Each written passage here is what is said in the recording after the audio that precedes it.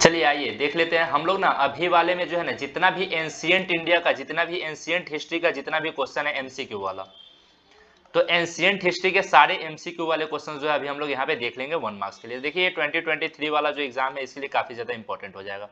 सबसे पहले देखते हैं लेसन वन जो इंडस वैली सिविलाइजेशन है। यहाँ पे पूछा है Indus valley civilisation is also known as, Indus valley civilisation को किस नाम से जाना जाता है? तो इसे हड़प्पन सिविलाइजेशन भी बोलते हैं। क्यों? क्योंकि हड़प्पा जो है पहला ऐसा सिटी है जिसे डिस्कवर किया गया था। हड़प्पा को 1921 में डिस्कवर किया गया है। बंदे का नाम याद रखिए, दयाराम साहनी। ठीक है, बंदे का नाम क्या है? दयाराम साहनी। ठीक है, अच्छा उसके बाद दूसरा पॉइंट याद रखिए, दूसरा इंपॉर्टेंट है 1922 में जो है अपने पास किसको डिस्कवर किया गया है? मोहनजोदाड़ो।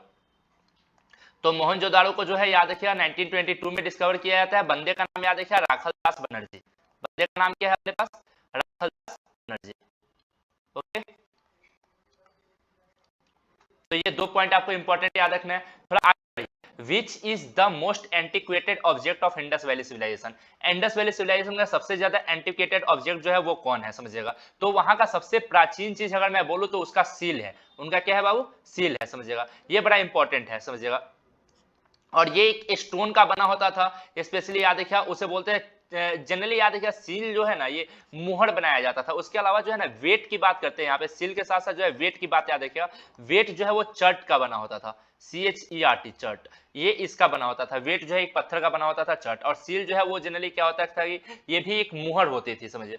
आगे देखते हैं हम इंडस वैली सिविलाइजेशन जो है वो कब से कब तक है? तो इंडस वैली सिविलाइजेशन का टाइम पीरियड आपको पता है 2600 BC से लेकर 1900 BC तक का जो है टाइम पीरियड है। अच्छा आपसे कभी कभी पूछा जाता है तो ये बताइएगा कि अराउंड जो है वो 700 साल तक का ये टाइम पीरियड है जिस समय इंडस वैली सिविलाइजेशन ग्रो करता है। उसके अलावा आते हैं अपने पास इंडस वैली सिविलाइजेशन से हमें कौन कौन से वैसे ग्रेन्स हैं जो मिले हैं? तो देखिए वीट भी मिला है, बार्ले भी मिला है, सीरियल्स भी मिले हैं। तो ये सारे के सारे हमें क्या मिले हैं? इंडस वैली सिविलाइजेशन से मिले हैं।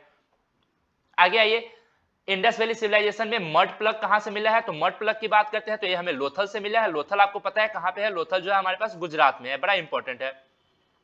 लोथल और धौलावीरा ये दोनों कहां पे है बाबू? धौलावीरा भी गुजरात में है। धौलावीरा क्यों इंपॉर्टेंट है आपको पता है? धौलावीरा में हमें वाटर रिजर्वर मिला था। क्या मिला था यहां से? Water reservoir. यहां से हमें वाटर रिजर्वायर मिलता था। ठीक है, अब हम आगे आते हैं पीस ऑफ हार्वेस्ट लैंड। देखिए हमारे पास जोता हुआ खेत कहां मिला है? तो जोता वाला खेत जो है वो कालीबंगन में मिला है। कालीबंगन कहां है बाबू? राजस्थान।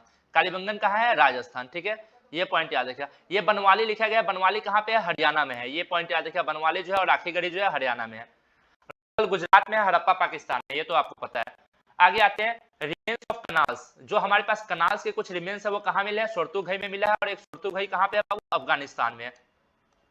ये कहां पे? अफगानिस्तान में। आगे देखिए लोथल जो है गुजरात में है, बनावली हरियाणा में, कालीबंगन राजस्थान में, ये बता दिए। ठीक है, तो रिमेन्स ऑफ कनाल सोर्तुघई से। आगे देखिए which was the first excavated site of Harappan civilisation? Harappa में सबसे पहले खोजा गया साइट कौन है? वो है हड़प्पा। क्योंकि इसी के नाम पे याद रखिए इंडस वैली सिविलाइजेशन का दूसरा नाम जो है अपने पास हड़प्पन सिविलाइजेशन भी है। और हड़प्पन सिविलाइजेशन क्यों है? क्योंकि हड़प्पा जो है सबसे पहले खोजा गया था 1921 में बाय दयाराम साहनी। ठीक है, आगे आते हैं it was involve in the craft. Craft production में कौन कौन सा चीज यूज होता था? तो क्राफ्ट में मेकिंग ऑफ बीड्स भी होता था, कटिंग ऑफ सी सेल्स भी होते थे, मेकिंग ऑफ सिल्स भी होता था। ऑल ऑफ दिस इसका आंसर हो जाएगा। ठीक है, ये वाला। आगे आइए rare commodities made from expensive material were seen as. देखिए अपने पास जो है ना सबसे ज्यादा जो है एक्सपेंसिव मटेरियल जो है वो कहां से मिला है? तो एक्सपेंसिव मटेरियल की बात करें तो ये हमारे पास फेमस सिटी हड़प्पन सिविलाइजेशन का मोहनजोदाड़ो और हड़प्पा, यहीं से जो है क्या होता है बाबू हमें काफी एक्सपेंसिव मटेरियल देखने को मिलते हैं। आगे आइए huge structure of Harappan civilisation. Harappan civilisation में मिलने वाला सबसे बड़ा स्ट्रक्चर कौन सा है? तो अपने पास ग्रेनरी है और ग्रेट बात है। तो यहाँ पे ऑप्शन ए और बी दोनों हो जाएगा। ठीक है, आगे आते हैं according to historians how many wells have been found in Mohenjodaro. Mohenjodaro में जो है कितने कुआं मिले हमें? तो 700 जो है वेल्स मिले हैं, समझिएगा 700 कुआं मिला है।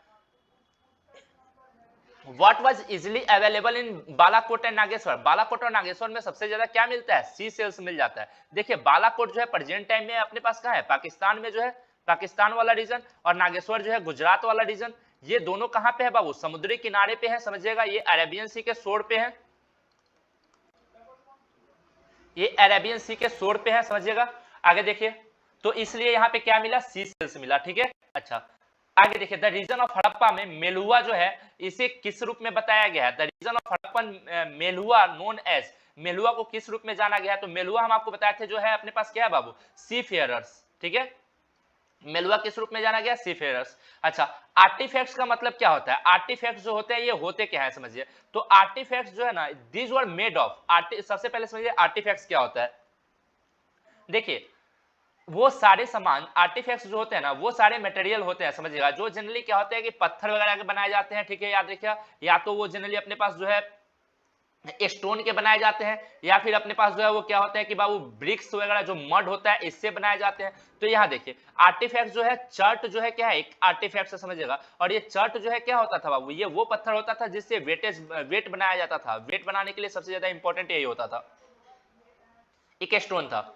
आगे आते हैं, फिल इन द ब्लैंक्स देखते हैं। Every Hindu mythological tradition has different name for Shiva. हमारे हिंदू ट्रेडिशन में जो है भगवान शिव जो है हमेशा डिफरेंट नेम यूज किया गया है, और इंडस वैली सिविलाइजेशन में जो है प्रोटो शिवा यूज किया गया है। इंडस वैली सिविलाइजेशन में प्रोटो शिवा का नाम है, ठीक है। Continuous use and paving in land division creates residential debris is known as, समझिएगा। अगर हम बात करें समझिएगा, ठीक है, तो जनरली क्या होता है कि जो अपने पास रेसिडेंशियल डेब्रिस बनते हैं, continuous use and paving in land division creates a residential debris, जिसको हम क्या बोलते हैं बाबू, हिल्स बोलते हैं। जिसे क्या बोलते हैं हम, हिल्स बोलते हैं। आगे आते हैं, same dash word used from the Jammu Kashmir, Jammu to Gujarat. अगर इंडस वैली सिविलाइजेशन में ऊपर से नीचे तक देखें तो क्या मिलता है हमको, एक जैसा ब्रिक्स मिलता है, ठीक है, याद रखिए। तो ऑप्शन से आप ब्रिक्स भी कर सकते हैं। टाउन प्लानिंग, बिल्कुल सब जगह जो है एक जैसा ही टाउन प्लानिंग भी हमें मिलता है, ठीक है। The copper found in Mesopotamia, जो वहां से कॉपर मिला है उसके अंदर निकेल के पार्ट पाए गए हैं, ठीक है, निकल पाया गया है। ये हो गया अपने पास लेसन 1 का, ठीक है। में आपको बताना है कि कौन सा स्टेटमेंट जो है इनकरेक्ट है। सबसे पहला, longest writing evidence has 26 symbols. वहां से इंडस वैली सिविलाइजेशन में जो सबसे बड़ा अपने पास जो है राइटिंग एविडेंस मिला है उसमें 26 सिंबल है। ये भी बिल्कुल सही है, समझिएगा। दे आर, अभी तक इसे डिसाइफर नहीं किया गया, अभी तक इसे पढ़ा नहीं गया, बिल्कुल सही है। They are evidently not alphabetic, ये अल्फाबेट वाले नहीं है। 26 तो है बाबू, सबसे बड़ा एविडेंस जो है उसमें 26 है, लेकिन वो अल्फाबेटिक नहीं है, ABCD वहां पे नहीं है, समझिए, ये भी बिल्कुल सही है। उसके बाद there were too many symbols, वहां से काफी ज्यादा सिंबल्स मिले हैं, ये भी बिल्कुल सही है। दे वर अबाउट 400 से 425, ये बिल्कुल गलत है। वहां पे 375 टू 400 जो हमारे पास क्या है बाबू, जो है सिंबल्स फाइंड आउट हुए हैं। आगे देखते हैं अपने पास, mark in the correct statement regarding the artefacts. Artefact से रिगार्डिंग जो है करेक्ट स्टेटमेंट आपको बताना है। सबसे पहले देखिए यहां से आपको क्या बताना है, इनकरेक्ट बताना है, incorrect statement. Particular artefacts was made of by specific crafts, समझिएगा। तो ये बिल्कुल सही है, कोई भी पार्टिकुलर आर्टिफैक्ट्स बनाना है, कोई भी खूबसूरत चीज बनानी है तो उसके लिए स्पेशल क्राफ्टमैन की जरूरत होगी 100%। दूसरा, artefacts were made from a particular stone called cherry. यहाँ देखिए जो आर्टिफैक्ट्स थे वो चेरी, यहाँ पे थोड़ा गलत लिखा गया है, समझिएगा। स्पेशली वो चर्ट के बनते थे, किसके, चर्ट के बनते थे, तो वही चर्ट को थोड़ा सा यहाँ गलत लिखा गया, CHERT हो जाएगा, ये चर्ट बिल्कुल सही है। दीज वर फाइन आर्टिफैक्ट्स, बिल्कुल सही है, ये फाइन आर्टिफैक्ट्स थे, ठीक है। Small artefacts were not made, गलत पॉइंट। यहाँ पे स्मॉल और बिग दोनों आर्टिफैक्ट्स वहां पे पाए जाते हैं, ये बिल्कुल याद रखिएगा। उसके बाद इनकरेक्ट स्टेटमेंट यहाँ भी बताना है हमें। One of the important feature of Harappan cities were there was a drainage system, ये बिल्कुल सही है। हड़प्पा सिटी का जो है सबसे इंपॉर्टेंट पॉइंट क्या है बाबू, ड्रेनेज सिस्टम हो गया, टाउन प्लानिंग हो गई, ये सब इसी का पार्ट है ना। ड्रेनेज सिस्टम जो है टाउन प्लानिंग का पार्ट है, समझिएगा। उसके अलावा जो है अपने पास आर्टिफैक्ट्स व different shape, artefacts different shapes के होते थे, हाँ, छोटा सब होता था artefacts. Gold was not expensive metal, गलत पॉइंट। गोल्ड जो है काफी एक्सपेंसिव मेटल होता था, और ये गोल्ड कहां से आया था, तो गोल्ड याद रखिएगा, गोल्ड जो है बाबू कहां से आता था, तो गोल्ड अपने पास आता था साउथ वाले रीजन से, ठीक है, साउथ इंडिया से। कहां से आता था गोल्ड, गोल्ड जो है साउथ इंडिया से आता था, ये पॉइंट याद रखिएगा। उसके अलावा कालीबंगन ही राजस्थान, ये बिल्कुल सही है, कोई दिक्कत की बात नहीं है। तो लेसन 1 से जितना भी पॉसिबल एमसीक्यू बन सकता था वो इतना एमसीक्यू हो गया, ठीक है, आप इसे कर लीजिएगा। थोड़ा सा और इसमें इंपॉर्टेंट है, जैसे कि अपने पास जो है बेंगल कहां से मिला है, तो बेंगल के बारे में याद रखिए। बेंगल जो है अपने पास कहां से मिला है, तो ये भी कालीबंगन से मिला है, और कालीबंगन कहां पे है, कालीबंगन जो है वो राजस्थान में, यहां से हमें बेंगल मिला है, ठीक है। उसके अलावा जो है आपको याद रखना है ये लोग कौन से गॉड की पूजा करते थे, गॉड के बारे में याद रखिए। ये प्रोटोसिवा और नेचर की पूजा करते थे, ये बहुत ज्यादा जो है नेचर की पूजा करते थे, तो ये पॉइंट थोड़ा सा आपको याद रखना है। आगे आते हैं लेसन 2। लेसन 2 में आप देखिएगा, लेसन 2 जो है अपने पास कौन सा है, लेसन 2 में अगर आप देखिएगा ठीक से तो ये अपने पास जो महाजनपदाज है, ठीक है, उनके बारे में हमें पढ़ना है पूरा का पूरा। महाजनपदाज जो 16 महाजनपदाज है, तो 16 महाजनपदाज के बारे में हमें क्या करना है यहाँ पे, यहाँ थोड़ा गलत हो गया, रुक जाइए। तो यहाँ देखिए ये वाला 16 महाजनपदाज के बारे में पढ़ना है। यहाँ देखिए 16 महाजनपदाज में सबसे बड़ा महाजनपदाज आपको पता है, सबसे बड़ा महाजनपदाज जो है वो मगध है, मगधा जिसे बोलते हैं, प्रेजेंट टाइम में बिहार है। ये बहुत पावरफुल महाजनपदाज था। अब हम बात करते हैं, अच्छा यही का राजा अपने पास कौन है बाबू, यही का राजा अपने पास है अशोका, जो ग्रेट किंग बनता है। यही का राजा है अपने पास बिंबिसारा, समझिएगा। यही का राजा है अपने पास अजातशत्रु। बिंबिसार जो है सबसे पहला राजा होगा हरण्यक डायनेस्टी का, ये पॉइंट याद रखिएगा। उसके अलावा इसी का बेटा होगा अपने पास अजातशत्रु, याद रखिए अजातशत्रु का नाम पहले भी बताया था, ये अजातशत्रु इंपॉर्टेंट है, पटना को ये स्टेबलाइज करता है। फिर इसका बेटा आएगा बाबू, अजातशत्रु का बेटा आएगा, उसका नाम होगा उदयन। उदयन इंपॉर्टेंट है क्योंकि ये पटना को पाटलिपुत्र है, इसे कैपिटल सिटी बनाएगा। पाटलिपुत्र पे क्या करेगा, कैपिटल सिटी बनाएगा, याद रखिएगा। कब बनाएगा, ये 4th सेंचुरी, याद रखिएगा 4th सेंचुरी में जो है पाटलिपुत्र को कैपिटल सिटी बनाएगा। तो ये पॉइंट थोड़ा आपको याद रखना है। आगे देखिए, ये जो अपने पास अशोका है, पहला ऐसा राजा है जिसने यूज किया था इंस्क्रिप्शंस का, फर्स्ट राजा who use the inscriptions to join with या कनेक्ट विद द सब्जेक्ट्स। ये इंस्क्रिप्शन का यूज करता है अपने सब्जेक्ट्स के साथ जुड़ने के लिए, अपने लोगों के साथ जुड़ने के लिए। और इसके जितने भी इंस्क्रिप्शन है 2 लैंग्वेज में है, ब्राह्मी है या खरोष्टी है, ठीक है। ब्राह्मी और खरोष्टी लैंग्वेज में जो है इसके हमारे पास इंस्क्रिप्शन लिखे हुए मिलते हैं। अब देखते हैं who decipher the Brahmi and Kharosthi script. Brahmi को किसने डिसाइफर किया था, जेम्स प्रिंसेप हो गया बाबू, वो बंदा है जिसने ब्राह्मी को क्या किया था, डिसाइफर किया था। दूसरा बात करते हैं, according to Buddhist literature who was the famous king. Buddhist literature के अनुसार देखिए, बुद्धिस्ट लिटरेचर है एक अशोक वंदना, मैं आपको बताता हूं। एक अशोक वंदना जो बुद्धिस्ट लिटरेचर है, इसमें बताया जाता है कि पूरे मगध का सबसे प्रतापी शासक कौन है बाबू, प्रतापी अशोका है, समझिएगा। अशोक वंदना से ही अशोका का नाम क्या मिलता है, देवा नाम प्रिय है कि नहीं है, देवा नाम प्रिय अशोका, प्रियदर्शी अशोका, ये ठीक है, याद रखिए। तो अशोक वंदना जो है समझिएगा, ये उससे पता चलता है कि अशोका जो है सबसे पावरफुल राजा है, फेमस राजा है पूरा मगध का। अच्छा, आपसे पूछ रहा है कि ये बताइए अर्ली इंडियन सेंचुरी का जो है इरा कब है, is known as transition era of the early Indian century. तो 6th सेंचुरी को जो है ट्रांजिशन इरा के रूप में जाना जाता है, क्योंकि 6th सेंचुरी में जो है महाजनपदाज बनने चालू हो जाते हैं। यहाँ पे जो है महाजनपदाज बनने चालू हो जाते हैं, ठीक है। इसलिए 6th सेंचुरी बीसी को हम क्या बोलते हैं, 6th सेंचुरी को हम क्या बोलते हैं बाबू, transition era of early Indian century बोलते हैं। आगे देखिएगा, विच स्टेट इंक्लूडेड इन महाजनपदाज, कौन था, ये विज नहीं वज्जी लिखा गया एक्चुअली, ये कौन है, वज्जी। वज्जी मतलब कौन सा है, वैशाली।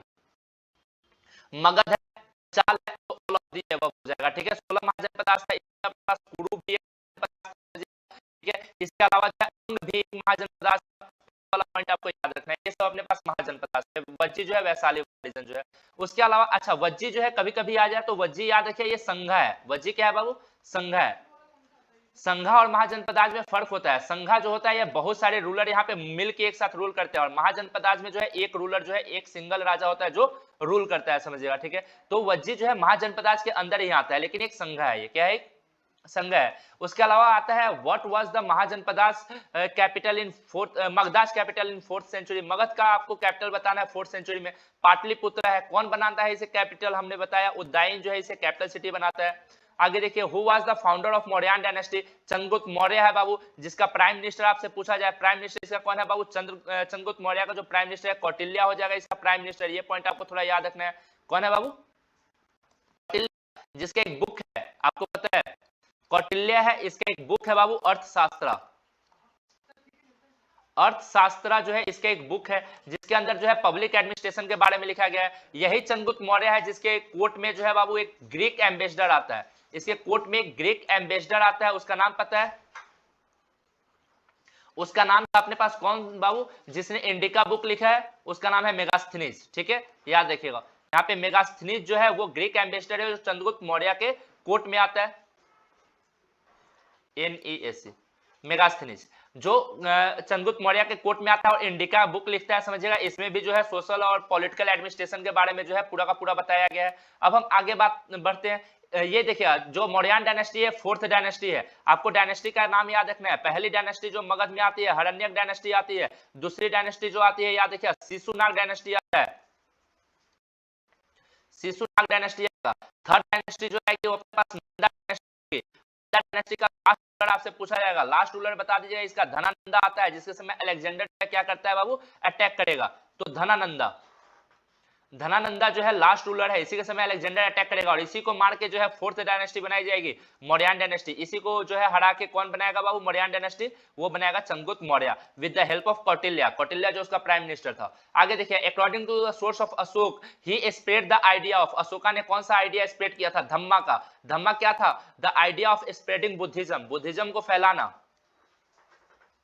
बुद्धिज्म को फैलाना जो है क्या कहलाएगा बाबू, अपने पास द पॉलिसी ऑफ धम्मा, जिसमें ये क्या कर रहे थे, बुद्धिज्म को जो है स्प्रेड कर रहे थे, ये याद रखिएगा। इसी के लिए एक पोस्ट बनाया गया था महासम्मत का, ये धम्मा को स्प्रेड करने के लिए कौन सा पोस्ट बनाया गया, महासम्मत का जो है एक पोस्ट बनाया गया था, जिनका काम था ये धम्मा की पॉलिसी को स्प्रेड करना। आगे आते हैं, who own the battle of Kalinga, किसने जीता था, कलिंगा का वॉर जो है अशोका ने जीता, याद रखिएगा। अशोका जो है कलिंगा वॉर लड़ते हैं, उसके बाद जो है ये 61 BC आपको याद रखना है, जिससे कलिंगा वॉर होता है, ये कलिंगा वॉर को जीत लेता है। What title was used by most of the Kushanas ruler, Kushan के जितने भी राजा है, कुशानाज रूलर, उन लोगों ने कौन सा टाइटल एक्सेप्ट किया था, देवपुत्र, याद रखिएगा। क्या नाम है, देवपुत्र। कुशानाज का एक फेमस रूलर है बाबू, उसका नाम है कनिष्क, याद रखिएगा। कनिष्क जो है वो कुषाण डायनेस्टी का फेमस रूलर है, जिसने देवपुत्रा टाइटल एक्सेप्ट किया था, और उसके बाद से सारे कुशानाज रूलर देवपुत्रा का टाइटल स्टार्ट करते हैं। एक बंदा है कुजुल कटफिसस, आपको इसका पूरा नाम यहाँ पे नहीं पढ़ना है, सिर्फ याद रखिए ये कुजुल कटफिसस क्यों इंपॉर्टेंट है। तो याद रखिए ये कुजुल कटफिसस इसलिए इंपॉर्टेंट है क्योंकि इसने गोल्ड कॉइन चलाया था। कौन सा, गोल्ड कॉइन्स चलाया था। तो आपको याद रखना है गोल्ड कॉइन सबसे ज्यादा गुप्ता पीरियड में चलाया गया, सबसे ज्यादा गोल्ड कॉइन जो है गुप्ता पीरियड में, और स्टार्ट किया गया था गोल्ड कॉइन का जो है किसने किया था बाबू, कुशानाज रूलर ने, कुशानाज। उसके बाद प्रभावती गुप्ता जो है किसकी बेटी थी, मैंने बताया प्रभावती गुप्ता, समझिएगा एकमात्र महिला है जिसका नाम जो है लैंड ग्रांट के रूप में मिलता है, जमीन दान देने के रूप में, लैंड ग्रांट के रूप में सबसे पहला नाम किसका मिलता है, एकमात्र महिला प्रभावती गुप्ता, एंशिएंट इंडिया में प्रभावती गुप्ता। ये किसकी बेटी थी, चंद्रगुप्ता सेकेंड की बेटी थी प्रभावती गुप्ता। उसके अलावा याद रखिए ये जो अपने पास लैंड ग्रांट है, ये लैंड ग्रांट दो जगह दिया जाता था। लैंड ग्रांट या तो ब्राह्मण को दिया जाता था, या तो ब्राह्मण, ठीक है, जो ब्राह्मण होते थे, और या तो ये रिलीजियस इंस्टीट्यूशन को दिया जाता था। जमीन दो जगह दान किए जाते थे, या तो रिलीजियस इंस्टीट्यूशन को दिए जाते थे या फिर ब्राह्मण को। ये जो है अपने पास जो जमीन जो है दान में दे दी जाती थी, उसे या तो हम अग्रहारा बोलते थे, आएगा ये अग्रहारा, या फिर ब्राह्मण दे, याद रखिएगा, या फिर ब्राह्मण दे या फिर अग्रहारा है जो लैंड ग्रांट होता था। उसके अलावा जो है which metal coins came into use in century, ठीक है, 6th सेंचुरी में कौन सा मेटल कॉइन्स सबसे ज्यादा यूज होता है, तो अपने पास पता है गोल्ड होता है और सिल्वर होता है जो सबसे ज्यादा यूज होता है 6th सेंचुरी के आसपास। उसके अलावा who issued the gold coins in the 1st century, for first time सबसे पहले जो है अपने पास गोल्ड कॉइन किसने शुरू किया था, कुशानाज रूलर ने स्टार्ट किया था। कुजुल कटफिसस वो बंदा है जिसने स्टार्ट किया था।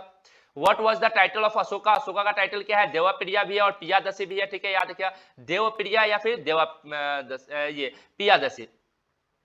एक्चुअली देवा नाम प्रिय है, देवा नाम प्रिय, देवप्रिया मतलब यहाँ पे लिखा गया देवा नाम प्रिय, पियादसी अशोका, ठीक है, ये पॉइंट आपको याद रखना है। अच्छा, अपने पास अशोका का एक शिलालेख जो है याद रखिए, इंस्क्रिप्शन गुर्जरा से मिलता है।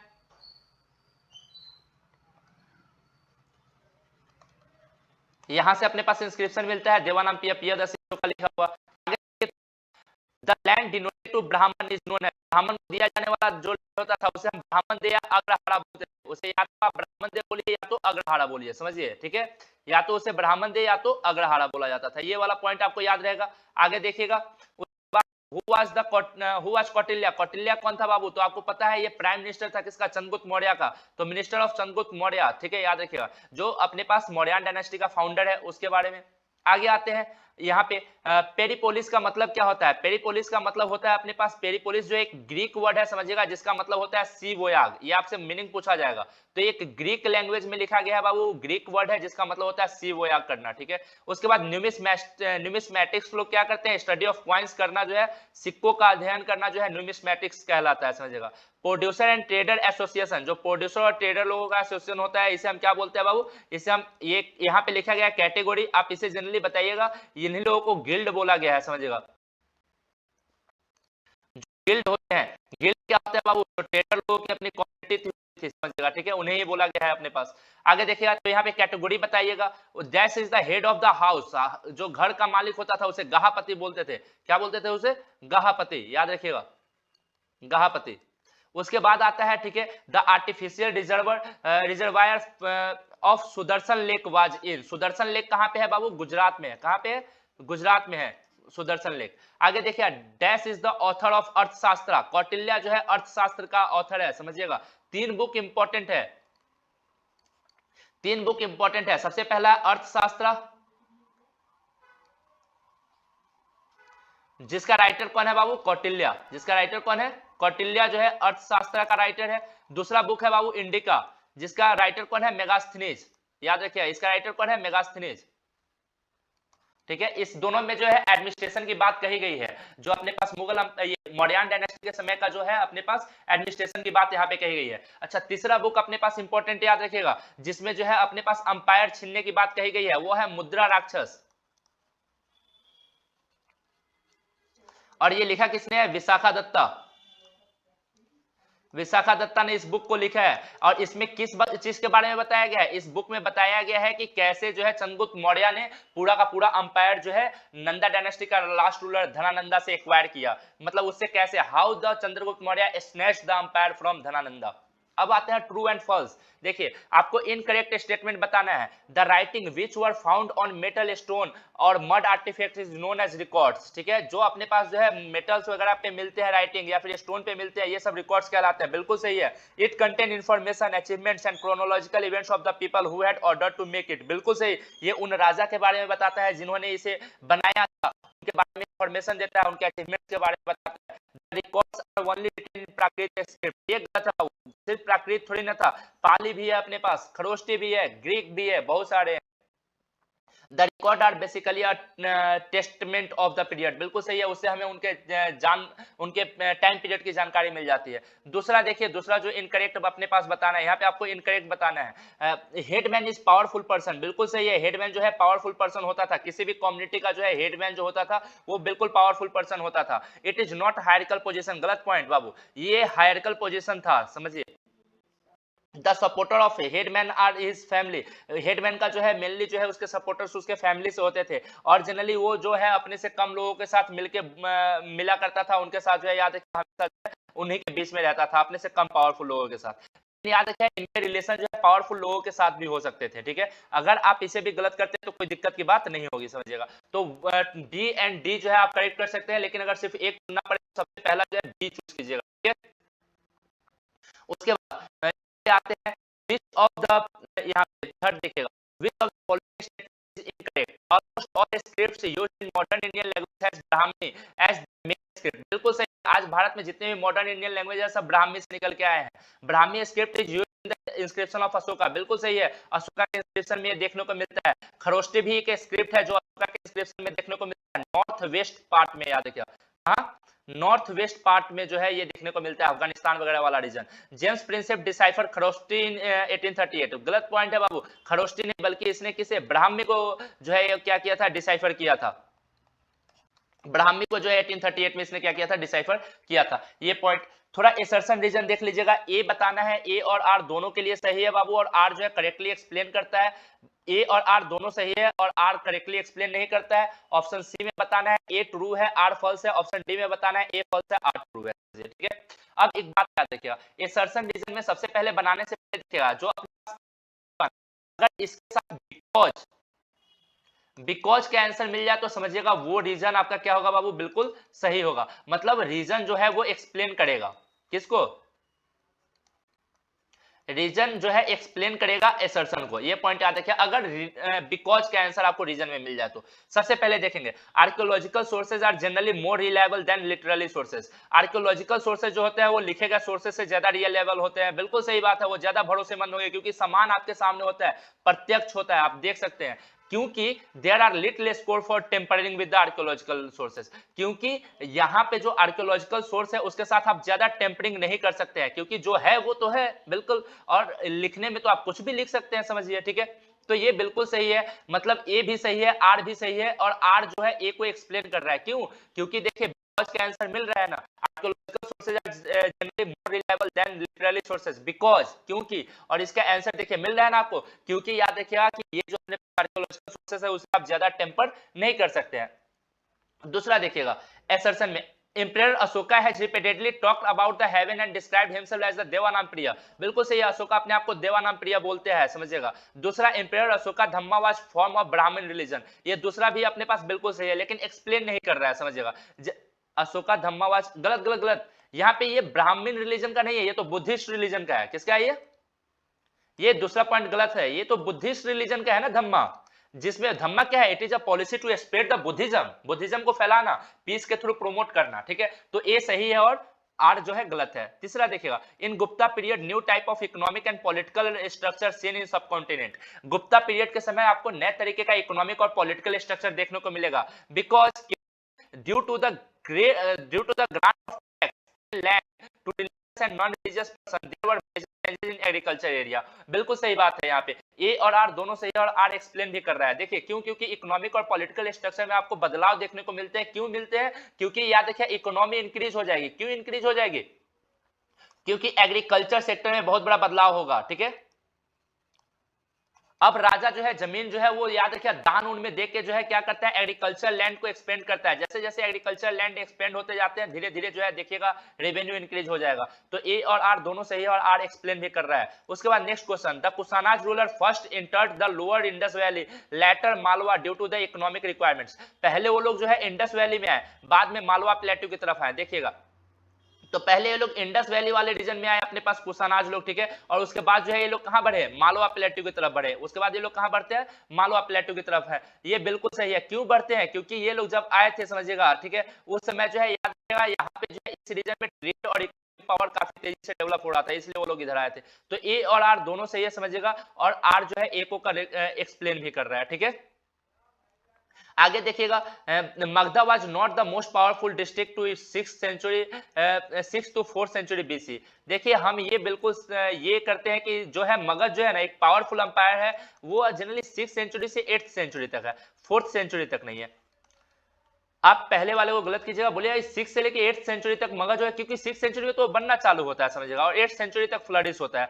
4th सेंचुरी की बात नहीं है यहाँ पे। Fertile land and iron mines were also readily available. ये दूसरा पॉइंट बिल्कुल सही है, दूसरा सही है और पहला जो है अपने पास गलत होगा। 6 से 8th सेंचुरी तक जो है मगधा जो है वो फॉर्म होता है। 6th सेंचुरी में तो जनरली पावरफुल अंपायर के रूप में इमर्जे होता है वो मगध, ठीक है। तो ये पॉइंट थोड़ा आपको क्या करना है, याद रखना है। ये असर्शन रीजन।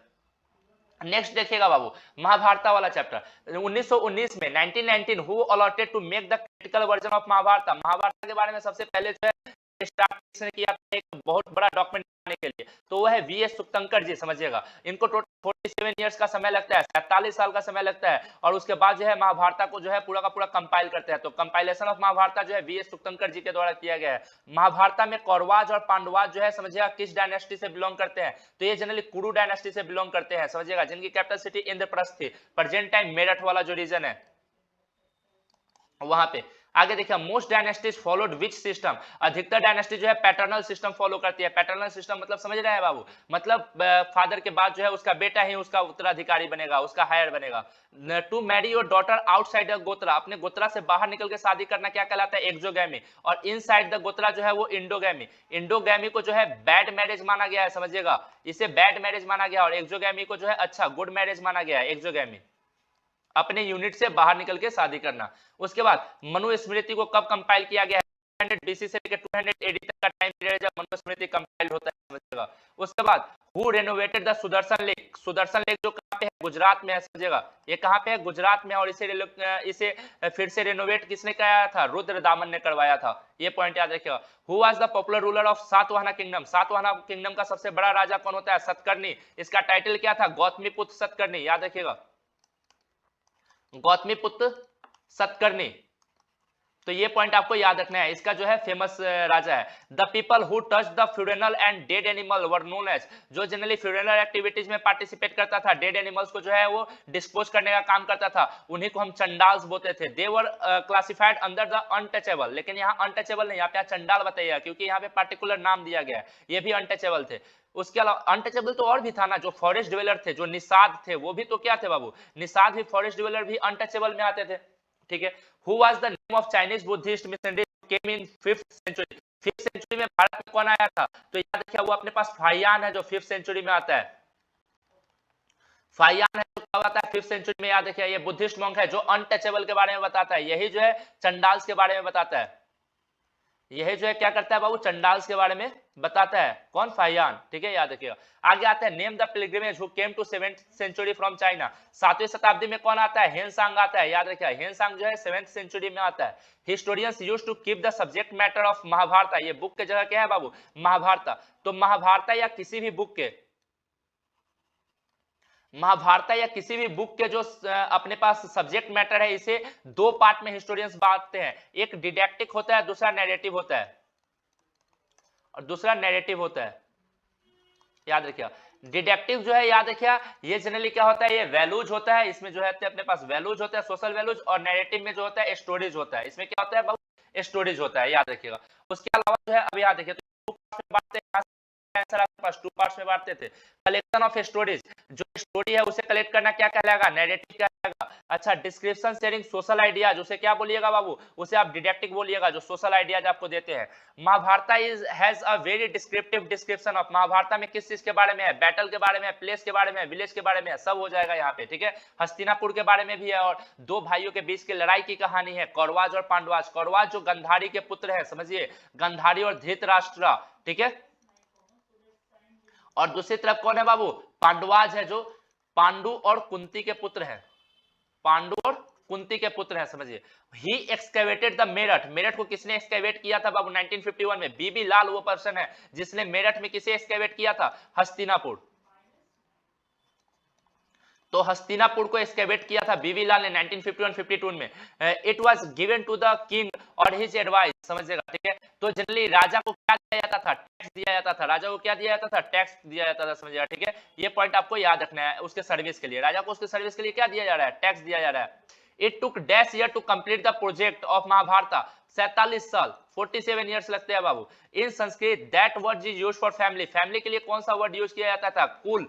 कुल या कुला इसे बोला गया है, समझिएगा। कभी कभी जनाती बोला गया है, समझिएगा। जनाती भी यूज होता है इसके लिए। ठीक है, ये पॉइंट आपको याद रखना है। आगे आते हैं अपने पास। Mahabharata portrays the struggle of war between, किसके बीच में? वो स्ट्रगल ऑफ पावर था। यहाँ पे लड़ाई जो है वो शक्ति के लिए हो रही थी, कौरवाज और पांडवाज के बीच में। ठीक है, या फिर थ्रोन के लिए थी लड़ाई। ठीक है, पावर या थ्रोन कर दीजिएगा। In record and text dash word is used in Sanskrit to for trader. Trader के लिए क्या यूज होता है बाबू? वानिक। वानिक जो है वो ट्रेडर के लिए यूज होता है। थोड़ा आगे बढ़ते हैं, आगे देखिएगा। ट्रू बताना है आपको। सबसे पहले देखिए इनकरेक्ट रिगार्डिंग महाभारत के बारे में गलत क्या है? इसे 200 से 200 एडी के बीच में कंपाइल किया गया है। देखिए ये बिल्कुल गलत है। महाभारत की बात है तो ये 500 बीसी से स्टार्ट होता है, समझिएगा। और जनरली जो है वो 100 एडी तक जो है आके कंप्लीट होता है। लेकिन अगर मान लीजिए सिर्फ एक ऑप्शन दिया गया तो ये देखिए मनुस्मृति जो है ना, महाभारत में जो है काफी चीज जो है मनुस्मृति से लिखा गया है। अधिकतर चीज बाद में कंपाइल करके मनुस्मृति का डाला गया और इसे 200 बीसी से लेके 200 एडी तक जो है वो डाला गया है। तो आप इसे यहाँ पे सही रहने दीजिएगा, कोई दिक्कत की बात नहीं होगी अगर ऐसे रखना है तो। क्योंकि अभी पहले और ऑप्शन देखते हैं, कोई और गलत होगा तो बाबू हम इसे सही मान लेंगे। Mahabharata is in Sanskrit language, ये बिल्कुल सही है। The Sanskrit used in Mahabharata is simpler than the Vedic Sanskrit. वेदा में यूज किया गया संस्कृत से सिंपल संस्कृत है, ये बिल्कुल सही है। Historians have divided the text into 3 part, ये गलत पॉइंट है। तो आप इसे सही रखिएगा और इसे गलत कर दीजिएगा। जो भी टेक्स्ट है उसे 2 पार्ट में बांटा गया है, डिडक्टिक एंड नैरेटिव। देखिएगा which of the following is incorrect? In intermarriage one marries among the same गोत्रा। इंटरमैरिज में एक बंदा सेम गोत्रा में शादी करता है, बिल्कुल सही है। और इसे क्या बोलते हैं? इंडोगैमी बोलते हैं। इसे क्या बोलते हैं बाबू? इंडोगैमी बोलते थे, समझिएगा। उसके बाद in exogamy one marry outside the gotra, ये बिल्कुल सही है। एक्सोगैमी में क्या करते हैं बाबू? अपने पास गोत्रा से बाहर निकल के शादी करते हैं। Polyandry, a man could marry 3 wifes, ये देखिएगा। पॉलीएंड्री जो होता है ना, समझिएगा, इसमें क्या होता है? पॉलीएंड्री में जो होता है ना, एक महिला, एक वुमेन जो है ना, बहुत सारे अपने पास किसको रख सकती है?